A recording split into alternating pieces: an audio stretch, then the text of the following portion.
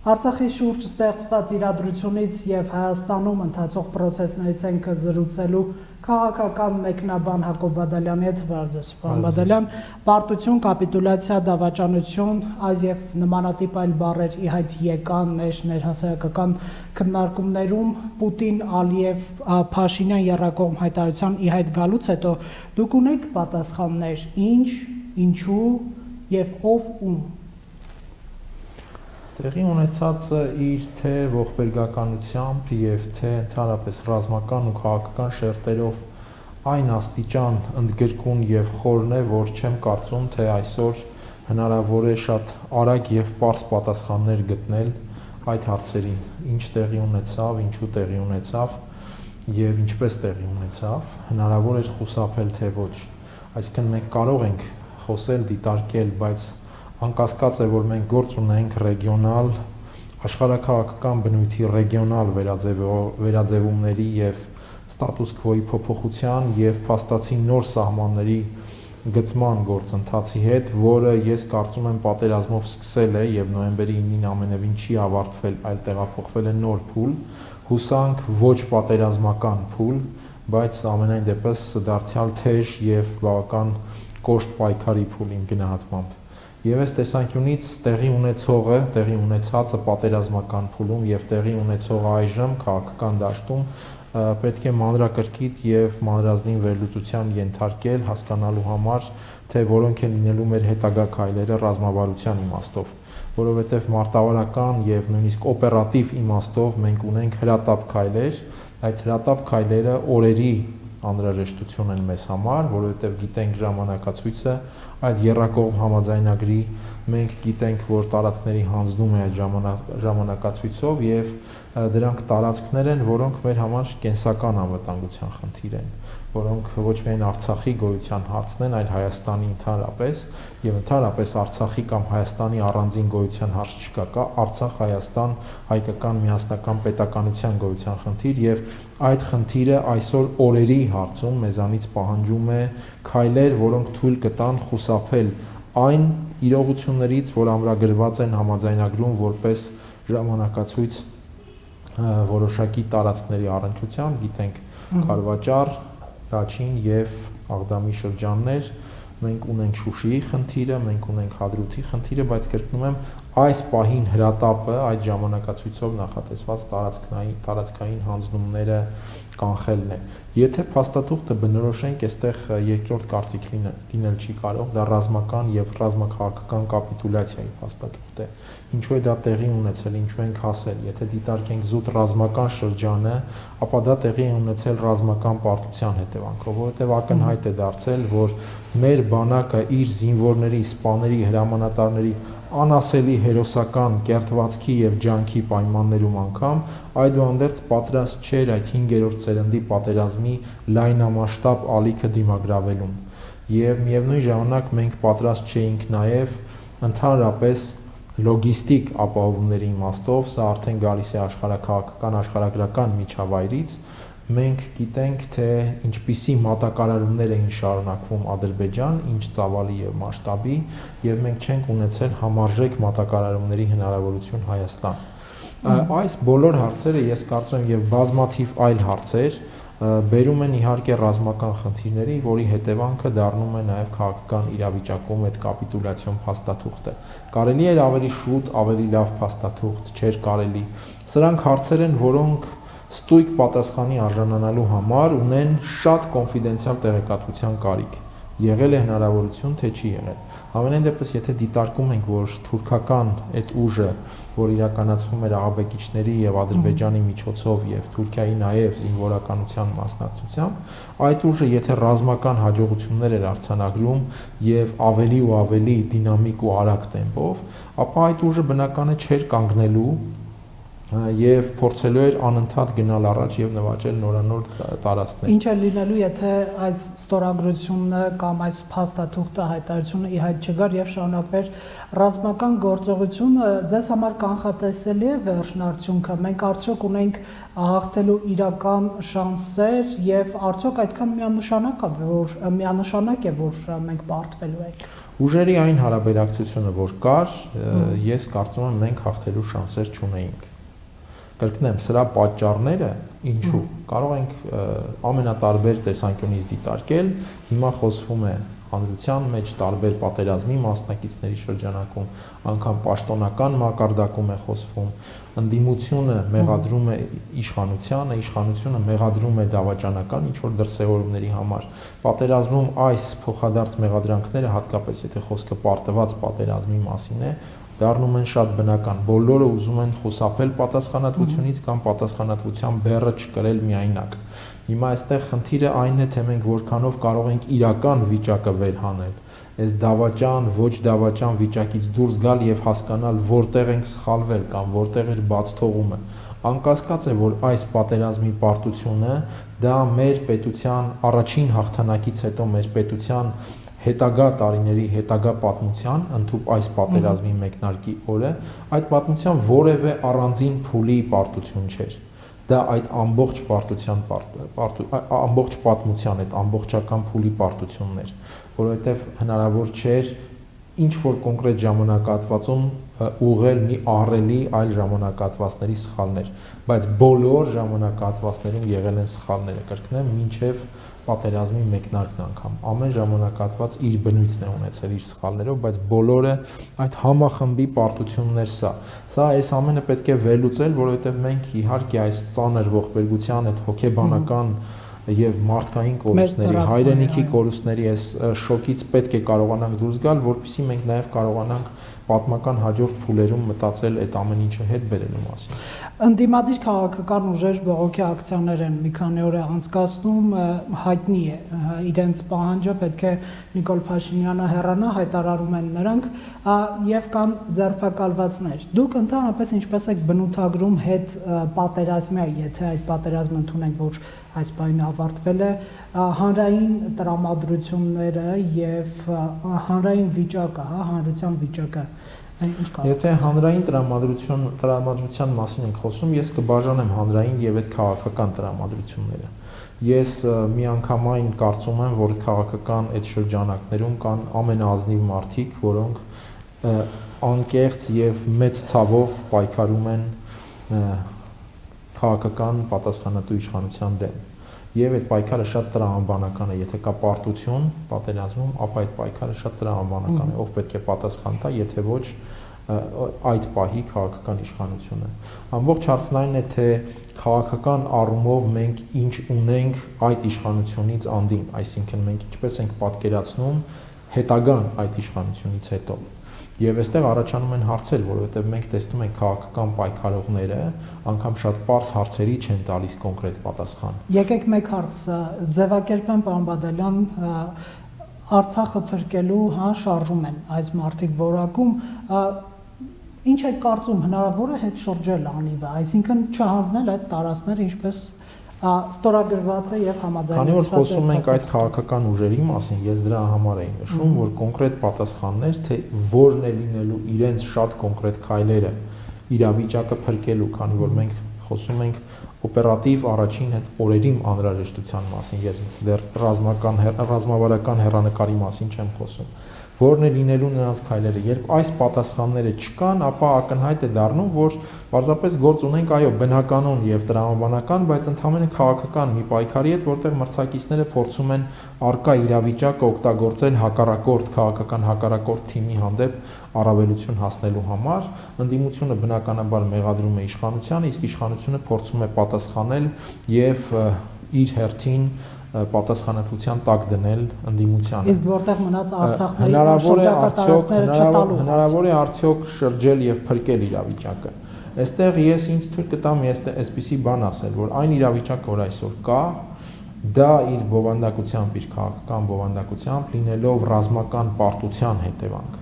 Այդուհանդերձ նաև հետևանք է հայաստանյան, ինչպես նշեցի, այդ ամբողջ հետ առաջին հաղթանակին, հետ հաջորդած պատմության եւ քաղաքական պատմության նաեւ, որովհետեւ այդ քաղաքական պատմության մեջ Արցախը չի եղել որպես քաղաքական օրակարգի առանցքային գիտակցման եւ գիտակցված օրակարգի առանցքային թեմա, այսինքն մենք չենք փորձել բոլորը խոսել են, բայց խոսել են, այսպես ասեմ, առևտրական տրամաբանությամբ։ Ինչքան է հնարավոր այդ հարցը ներքաղաքական օրակարգում շահարկել եւ խաղարկել, ինչքան է հնարավոր արտաքին օրակարգում խաղարկել եւ շահարկել, բայց ռազմավարական պետական ռազմավարության իմաստով այդ հարցը չի եղել մեզանում քննարկման առարկա, չի եղել այդ հարցի բովանդակության, մեր ռազմավարական հեռանկարների վերաբերյալ բանավեճ։ Բացի դրանից, դե ֆակտո ձևակերպված օրակարգում գործնականում բոլոր ուժերը ընդունել են, այսպես ասած, այդ Լավրովյան պլանի տրամաբանությունը։ Դրանից առաջ տարբեր ձևակերպումներով եւ այլն, մեկի դեպքում մի քիչ շատ, մի քիչ ուշ։ Եվ մեր հանրային գիտակցության մեջ մեծ մասամբ փորձ է արվել ձևավորել հենց այդ տրամաբանությունը։ Եվ դա բերել է նաեւ նրան, որ մենք քաղաքական հոգեբանության, պատկերացումների, մտածողության տեսանկյունից ենք իսկ դարձել ոչ դիմադրունակ այս հարցում։ Եվ հիմա ես կարծում եմ տեղի ունեցել մի բան, որը մեր քաղաքական մտածողության մեջ դիտարկվում է որպես բեռ։ Այսինքն մենք համարում ենք, որ եթե Արցախի հարցը կա, մենք չենք կարող լավ ապրել, Հայաստան չի կարող ժողովրդավար, այսինքն այս մտածողություններն ներշնչվել եւ սա եւս խնդիր է։ Սա իր հերթին բերում էր քաղաքական մտածողության շղթայական դեգրադացիայի եւ այսօր մենք ունենք իրավիճակ, երբ մենք քաղաքական ուժերը դժգոհելով մի բանի դեմ մինչ այսօր չեն ներկայացնում իսկ որներ իրենց պատկերացրած են։ Մեկը միշտ մեղադրում էր հող հանձնելու համար, իսկ երբ հակառակ հարցն էր լինում, լավ, իսկ դուք չեք հանձնում, այստեղ որևէ մեկի դեպքում չկար կոնկրետ պատասխան։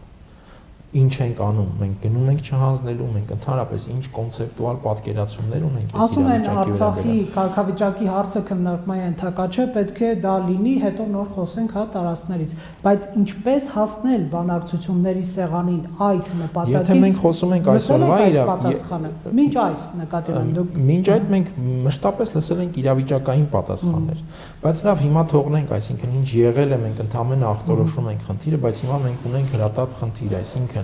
թույլ չտալ, որպեսզի այդ երակողմ համաձայնության մեջ իրականացվեն տարածքների հանձնման այն ժամկետները եւ այն բովանդակությունը, որ կա։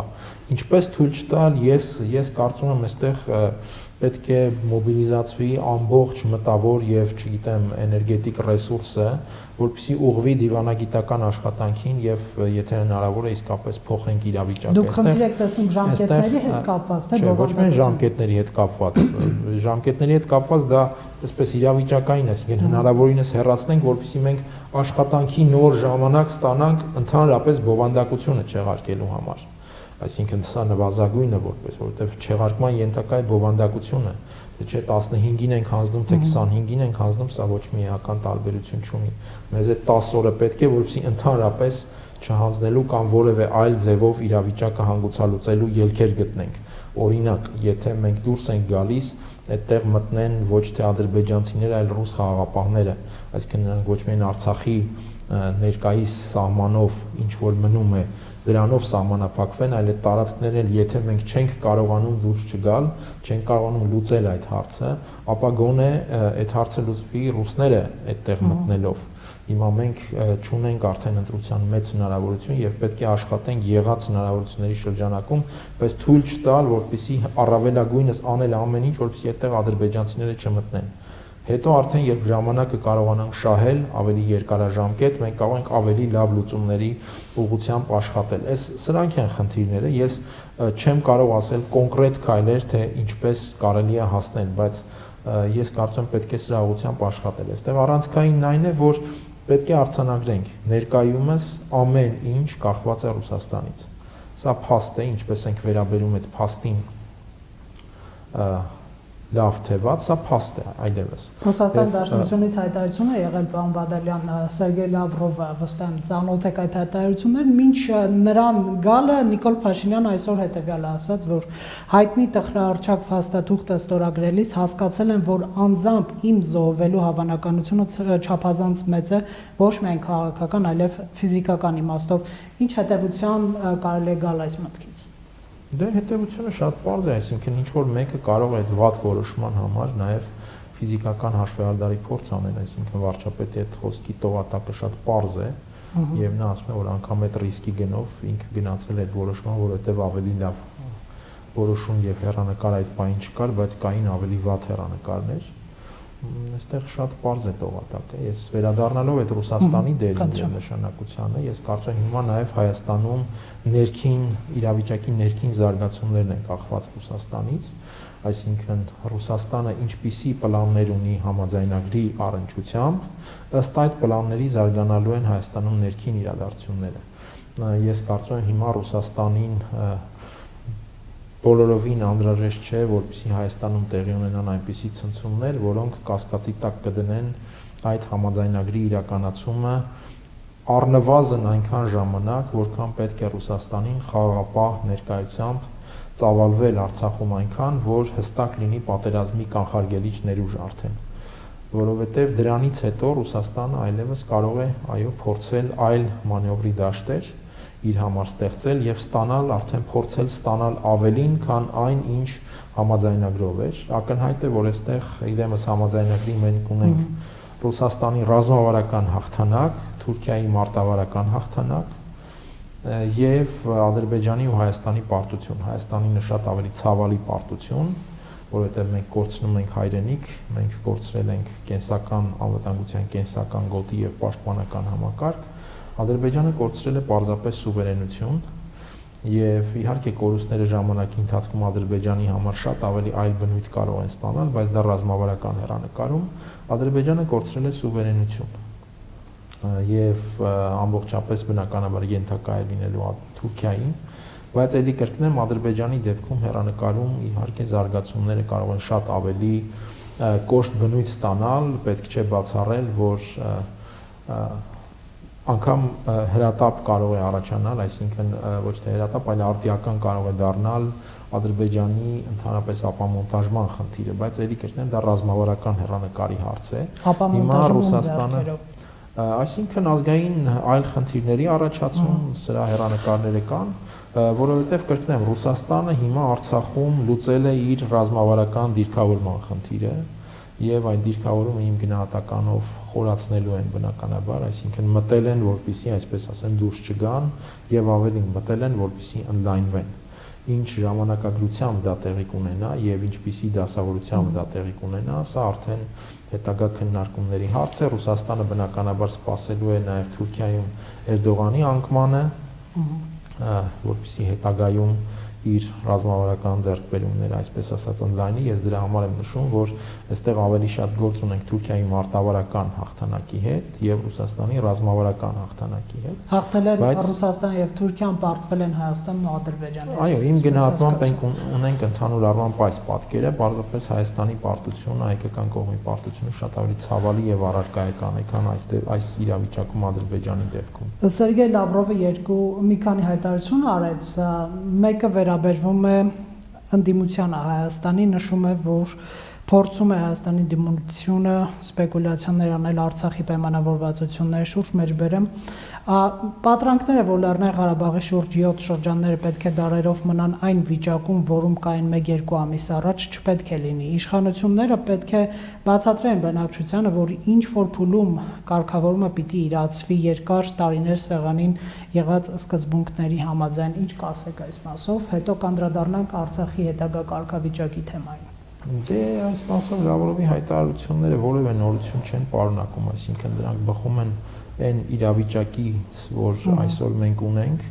եւ այդ իրավիճակն էլ Ռուսաստանի վարքագիծը կամ փորձերը ջանքերը այդ իրավիճակի առումով բխում են այն տրամաբանությունից, որ կար, այսպես ասած, Լավրովյան պլանների շրջանակում։ Հիմա իհարկե այդ պլանը չէ, որ ամբողջապես իրականացվում է, որտեղ պատերազմով Թուրքիան կարողացավ պարտադրել առնվազն այս կարճաժամկետ հեռանկարում իր պլանը, եւ վերցվեց ավելին, քան այսպես ասենք Լավրովյան ծրագիրը, բայց դա իհարկե Ռուսաստանը փորձեց այսպես կանխել այս խաղաղապահների մուտքով եւ կրկնեմ այդ մարտավարական զիջման գնալով իր պատկերացումների շրջանակում ապահովել ռազմավարական հեռանկարում իր խաղի հնարավորությունը, ելի նշեմ, սпасելով թերևս Թուրքիայում Էրդողանի համար ոչ լավ օրերի, որը կթույլատնի Էրդողանին եւ թույլ կտա Ռուսաստանին, այսպես ասենք, ժամանակի ընթացքում հավակնել ռևանշի։ Ստացվի սա, այսինքն Էրդողանը կթույլանա, թե ոչ, սա արդեն այլ հարց է, որովհետեւ Էրդողանն էլ իր հերթին իր ռազմավարական պլաններն ունի եւ փորձելու է դրանք իրացնել ռեգիոնում, բայց այս դեպքում կա այդ ակնհայտորեն կա այդ ռուս-թուրքական համաձայնությունը դարձյալ մեր հաշվին, տարածքային առումով եւ հայկական կյանքերի հաշվին եւ հիմա մենք ունենք այդ իրողությունը։ Ձեզ մոտ հարց առաջացավ, որտեղ են Ֆրանսիան եւ Միացյալ Նահանգները այդ գիշերը։ Միացյալ Նահանգները եւ Ֆրանսիան այստեղ առանձին պետք է դիտարկենք, կարծում եմ։ Ֆրանսիայի ազդեցության լծակները պատերազմական այս իրավիճակում գրեթե չկային, այսինքն շատ քիչ էին եւ Ֆրանսիան ըստ այդմ մի քանի շատ կարեւոր հայտարարություններ անելուց հետո բնականաբար որոշեց այլևս չարժեզրկել իր խոսքը, եթե դա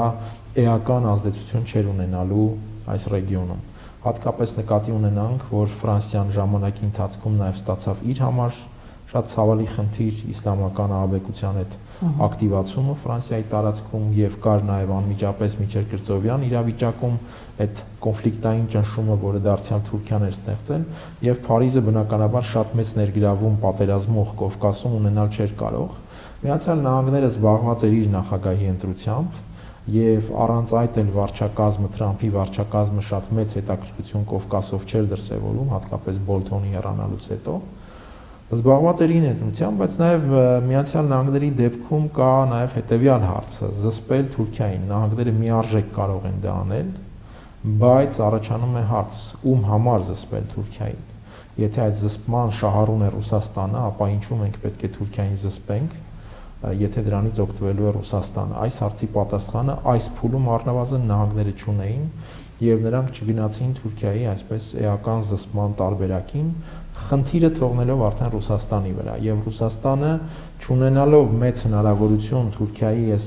լոկալ անուղակի ռազմական արկածախնդրության դեմ կարողացավ ժամանակի ընթացքում ընդհանրապես հասունացնել այնպիսի իրավիճակ, որ ինչ որ կերպ փորձարվի կանգնեցնել պատերազմը եւ լուծել այդ խաղաղապահների մուտքը Արցախ, որը թույլ կտա Ռուսաստանին, ելի նշեմ, գոնե ռազմավարական հեռանկարում կարողանալ ինչ որ պլանավորումներ իրականացնել։ Սերգեյ Լավրովը, ինչպես նշեցինք, Արցախի հետագա կարգավիճակի մասին հայտարարություն արեց, նշում է, որ այդ կարգավիճակը որոշել կարելի է բացառապես այն բանից հետո, երբ հասկանալի կլինի, ինչպիսի իրավունքներ կտրվեն բոլոր նրանց, ովքեր ապրել են Արցախում եւ ովքեր իրավունք ունեն այնտեղ վերադառնալ, նկատի ունի ադրբեջանցիներին եւ իհարկե նրանց, ովքեր շարունակել են ապրել այդ տարածքում, ինչպես նշեցի, եւ անհրաժեշտ է վերականգնել վստահությունը էթնոդավանաբանական ներդաշնակությունը Լեռնային Ղարաբաղում, ինչպես դա եղել է երկար տարիներ, մինչև այնտեղ սկսվեց պատերազմը, որը սարսափելի հետևանքներ ունեցավ։ Ինչ կարող է մտնել Լավրովի այս սահմանման մեջ։ Սա այն մասին է, որ Ռուսաստանը կարգավիճակի հարցին չի անդրադառնալու, այսինքն ներկայումս Ռուսաստանը չունի, եթե ես չգիտեմ ցանկություն ունեն թե ոչ, ես կարծում եմ այստեղ ցանկության հարցը չէ,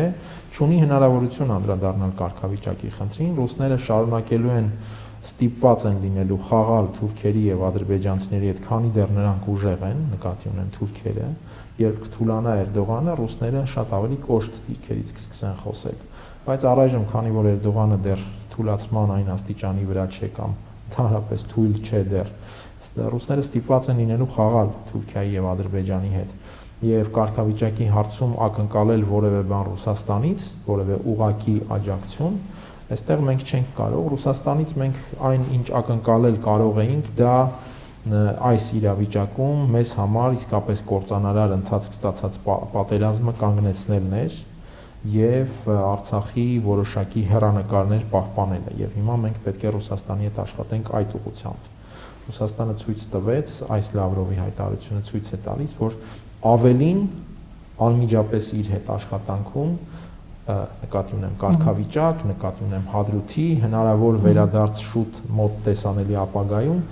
այդ հարցերը ներկայումս միայն Ռուսաստանի հետ աշխատանքով դժվար լուծելի են լինելու, որտեղ շարունակելու են կրկնեմ խաղալ Թուրքիայի եւ Ադրբեջանի հետ։ Այստեղ առաջանում է հետեւյալ հարցը. Միացյալ Նահանգները եւ Ֆրանսիան ինչ կարող են բերել գործընթաց այս տեսանկյունից, Ֆրանսիան չի ստորագրել եւ ծանոթանում է, ասած դեսպան այսօր, որ խնդիրներ ինչ որ Ֆրանսիան շատ բաց եւ հստակ հայտարարեց կարգավիճակի մասին, որ պետք է սահմանվի Արցախի կարգավիճակ։ Միևնույն ժամանակ շատ հետաքրքիր է, որ այսօր Ֆրանսիայի դեսպանը հանդիպել էր Հադրութի բնակիչների հետ, որոնք Հադրութի դեօկուպացիայի հարց են բարձրացնում, եւ նրանց շատ հստակ ասել էր, որ Ֆրանսիային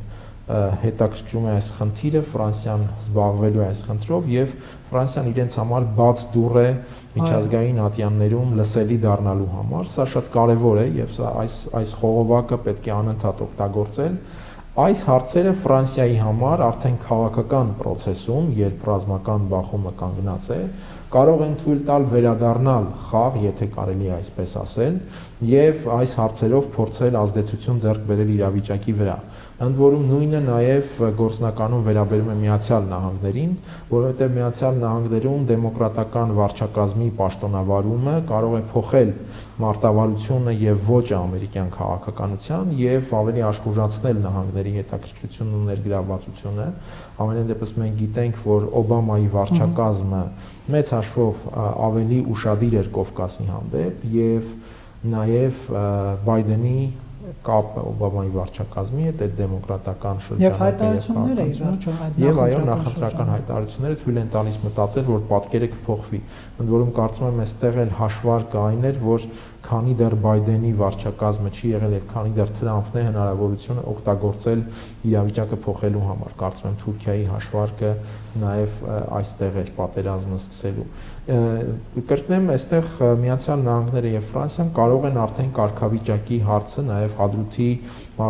բնակիչների մարդկանց իրավունքների հարցը, վերադարձի հարցը դնել եւ ստեղծել նոր իրավիճակ։ Դա իրատեսական համարում եք, պարոն Բադալյան, նայեցեք ընդհատելու համար ստեղծվել է մի դրություն այս պատերազմի հետևանքով, որ Ադրբեջանը ստացել է ավելին, քան լղիմներ, հա, այսինքն լղիմի մերձակա տարածքներ, ինչին հավակնում էր եւ համարում էր իրեն այդ տարածքները, խոսքը ինչպես Հադրութի մասին է, այնպես էլ Շուշիի մասին է, այլ տարածքներում էլ զավթած լղիմի, հա, տարածքներում կան հատվածներ, ինչ է կարծում, կա հնարավորություն ապագա ռեալ հնարավորություն ապագա դիվանագիտական աշխատանքում այդ Հադրութի դեօկուպացիան ապահովել ոչ միայն Հադրութի, այլև օրինակ Մարտունու ուղղությամբ կար, հա, որոշ հատվածներում։ Դե հիմա տեսեք, խոսքը վերաբերում է նրան, որ դեսպանները այդ մասին են եղել։ Ես նշեցի, որ Ֆրանսիան արել է հայտարարություններ, այսինքն հիմա կա հնարավորություն թե չէ, մենք այս հարցը չենք կարող քննարկել։ Մենք տեսնում ենք, որ կա ուշադրություն եւ խնդիրների շուրջ աշխատելու պատրաստակամություն։ Սա արդեն ինչ որ հնարավորություն է։ Ումից է կախված։ Դա կտա ինչ որ արդյունք, թե չի տա, դե աշխատանքից է կախված, այսինքն մեր աշխատանքից նախ եւ առաջ մեր դիվանագիտության կախված է նաեւ հենց Հադրութի բնակիչների աշխատանքից, որպես մարդիկ, որոնք անմիջապես տուժողներն են, թե նրանք ինչպես կաշխատեն միջազգային տարբեր կառույցների եւ երկրների հետ։ Մենք հիմա տեսնում ենք, որ նրանց բողոքին կա արձագանք շատ հստակ Ֆրանսիայի դեսպանատնից եւ պատրաստակամություն աշխատել անմիջապես իրենց հետ։ Կա արձագանք Միացյալ Նահանգների դեսպանատնից, այնտեղից պատասխանել էին, դեսպանատան աշխատակից էր հանդիպել եւ պատասխանել էին, որ դեսպանին եւ նահանգներին հուզում է այդ խնդիրը եւ նրանք պատրաստում են անգամ քննարկում կազմակերպել եւ հրավիրել Հադրութի բնակիչներին։ Այսինքն այստեղ մենք տեսնում ենք պատրաստակամություն առնվազն, հետեւաբար սա արդեն իսկ հնարավորություն է աշխատել եւ փորձել հասնել արդյունքի։ Կստացվի արդյունքը թե ոչ, սա կախված է իհարկե թե մեր աշխատանքից, բայց նաեւ շատ հստակ է ընդհանուր միջավայրից, ռուս-թուրքական հարաբերություն այս կոնկրետ իրավիճակում եւ Ռուսաստանի հարաբերություն Մինսկի խմբի այդ մյուս երկու համանախագահների հետ, ԱՄՆ եւ Ֆրանսիա։ Հիմա այստեղ պատկերը կարծում եմ որոշակիորեն հետաքրքիր կարող է լինել, որովհետեւ ԱՄՆ եւ Ֆրանսիան Ռուսաստանի համար կարող են դիտարկվել գործընկերներ հենց այս նաև օրակարգով Թուրքիայի հետ ավելի ուժեղ դիրքից խոսելու եւ նաև Բաքվի վրա ավելի ազդեցիկ լինելու տեսանկյունից։ Այն հարցերը, որ ինքը չի կարող շոշափել Ռուսաստանը, կրկնեմ, քանի որ ստիպված է խաղալ թուրքերի եւ ադրբեջանցիների հետ, դրանք եթե շոշափեն ԱՄՆ-ը եւ Ֆրանսիան ու դրանով մտնեն խաղի մեջ, դա կարող է հնարավորություն տալ Ռուսաստանին այդ հանգամանքը օգտագործել թուրքերին եւ ադրբեջանցիներին ավելի ուժեղ դիրքերից որոշակիորեն ինչ որ հարցապնդումներ ներկայացնելու համար, այսինքն մենք այստեղ կարող ենք ստանալ հետաքրքիր պատկեր եւ միջավայր աշխատանքը իրականացնելու ուղղությամբ։ Սա անշուշտ շուտ արդյունքների բերելու խնդիր չէ, բայց բնականաբար պետք է աշխատենք, այսինքն մենք այլ ելք էլ չունենք հիմա։ Պետք է աշխատենք, ինչպես նշեցի, օրերի ընթացքում պետք է աշխատենք այդ տարածքները չհանձնելու ուղղությամբ, կամ առնվազն գոնե այդտեղ մեր փոխարեն ռուս խաղաղապահներին, ոչ թե ադրբեջանցիներին թողնելու ուղղությամբ, եւ իհարկե արդեն հեռանկարում կառուցենք մեր մնացյալ խնդիրները, դա հենց Արցախի տարածքների դեօկուպացիայի հարցն է։ Ներքաղաքական այս լարված մթնոլորտում հայտարարություններ արել ազգային անվտանգության ծառայության 4-րդ աշխատանքից ազատված պետը Միքայել Համբարձումյանն է, նա Նիկոլ Փաշինյանին հայրենասեր չկոռումպացված է համարում, վստահեցնելով արդար չէ դավաճանի պիտակով նրան խարազանել, միաժամանակ կոչ արել ընդունել մեղքը, նա արտահերթ ընտրություններ անցկացնել, չձերբակալել ընդդիմադիրներին։ Որն է ձեր մեկնաբանությունը ԱԱԾ նախկին պետի այս հայտարարության վերաբերյալ եւ նաեւ մոտենալով զրույցի ավարտին, գիտենք այսօր ինչ է կատարվում, ներքաղաքական ինչպիսի իրավիճակ է, process-ները ինչով են պայմանավորված լինելու, ուր կարող են գնալ։ ԱԱԾ նախկին պետի հայտարարությունը պետի պաշտոնակատարի հայտարարությունը ես չեմ կարող մեկնաբանել, որովհետեւ չգիտեմ այդ հայտարարության մոտիվները եւ դա գալիս է բավական փակ կառույցից դուրս եկած մարդու եւ այդ մարդը դուրս գալով այդ փակ կառույցից անում է որոշակիորեն բաց հայտարարություն։ Սա վկայում է իրավիճակի բարդության մասին, միարժեք, բայց մոտիվները չեմ կարող պատճառաբանել, միայն այն, որ փաստացի ընթացող պատերազմի ընթացքում 2 կամ 3 վերջի փոփոխությունը եւս պատերազմի ընթացք կարող ենք համարել, ԱԱԾ պետ է փոխվում, սա արդեն իսկ խոսում է այն մասին, որ կա լրջագույն խնդիր եւ ել չասած, որ փաստացի հեղափոխությունից հետո մենք այդ խնդիրը ունեցել ենք մշտապես եւ սա եւս բարդ իրավիճակի վկայություն է, ավելի մանրամասներին չեմ տիրապետում, որպեսզի հասկանամ, թե որտեղից են գալիս եւ ուր են գնում այդ խնդիրները։ Արտահերթ ընտրությունների Այո, եւ նշեմ այդ փակ կառույցից դուրս եկած մարդը անում է քաղաքական հայտարարություն բավական բաց տեքստով եւ սա ին վկայությամբ որոշակի արտառոց իրավիճակ է, բայց այդ իրավիճակի պատճառները ես կարծում եմ մենք դեռ պետք է հասկանանք։ Ինչ վերաբերում է ներքին զարգացումներին, ապա կարծում եմ պատկերը հետեւյալն է, ինչպես նշեցի, այստեղ էլ վճռորոշը լինելու է Ռուսաստանի վերաբերմունքը, որովհետեւ այդ զարգացումների արմատը կամ մոտիվացիոն այդ սկզբնաղբյուրը Ռուսաստանի հովանու ներքո ձեռք բերված համաձայնագիրն է եւ այդ քաղաքական բովանդակությունը։ Ըստ այդմ Ռուսաստանը կարծում եմ ամենևին այսպես Հայաստանի ներքաղաքական զարգացումների անկանխատեսելիության ռիսկին չի թողնելու իր համաձայնագրի ճակատագիրը։ Եվ Հայաստանի ներսում ինչ լուծակում է Ռուսաստանը։ Ես կարծում եմ Հայաստանի վրա ընդհանրապես Ռուսաստանի ազդեցության լծակների մասին խոսելը բոլորովին ավելորդ է, այսինքն Ռուսաստանն այն երկիրն է, որն ամենաշատ